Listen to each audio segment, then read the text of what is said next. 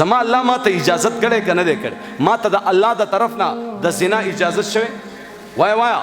د زنا اجازه شوه ناب تول کې د کمی اجازه شوه غلط قتل غلط اوریدل اجازه شوه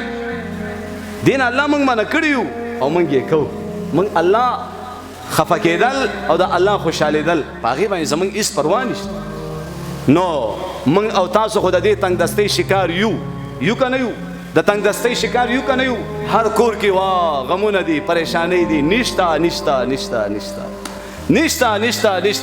دا لفظ په هر کور کې زما محترم و کمالدار دی هغې په زړه کې هم دا یره پرته ده غریب نشمه دا شیز را سره کم نشي پیسې کمی نشي زما محترمو نو دا یره دا په دې زړونو کې الله پیدا کوي الله پیدا کوي نو دا خو وړو کې نقصان دی د دنیا دا وړه خبره ده چې د دنیا تندرستی در باندې الله راوستي د قیامت په ورځ به الله پاک فرمایي ونحشره یوم القیامة اعمی د قیامت په ورځ به د دې انسان حشر داسې حکم دړندو په سب کې به دې راپاسوم دړند په سترګو باندې به دې ړوند راپاسوم دا به وایي قال رب لما حشرتني اعمی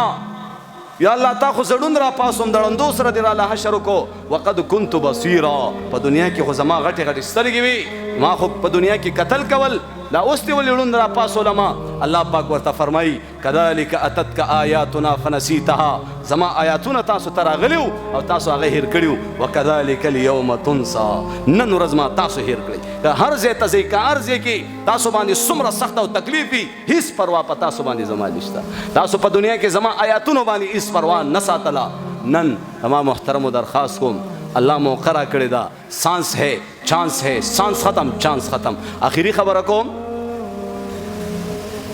انسان نا یو نعمت الله پاک اخلی یا یو نعمت مالداری خوشحالی یا زامن یا نور داسې عزت یا داسې نور الله یو مقام ورکوي دې خبرې ته توجه شته اخري خبره کوم تاسو به پوه شئ په دې خبره باندې زموږ نوجوانان په ټیک ټاک باندې ګوري یوټیوب باندې ګوري فیسبوک باندې ګوري درخواست کوم دې خبرې ته توجه کوي اما محترمو الله انسان ته یو نعمت ورکوي یا یو نعمت یې ورکړی دلته ګړز دا ګناه وکړي څه وکړي ګناه وکړي ګناه خو پېژنئ تعریف یې ته نه کوم چې ګناه وکړي الله پاک یا یو نعمت ورکوي بس واپس یې کړي لکه استاذ په سکول کې یو شاګرد ته چې کم دی د انعام ورکولو اراده لري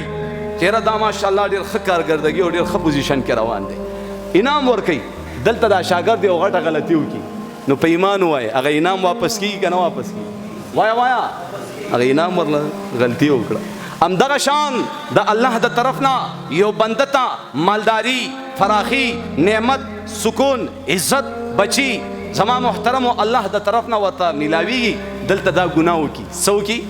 ګناه وکړي د الله نافرماني وکړي الله هغه نعمت واپس کړي هغه الله زما په خبره پوه شوئ الله هغه نعمت واپس کړي یا د دې ګناه د وجې نه کوم نعمت یې درکړی درنه ویلي الله اکبر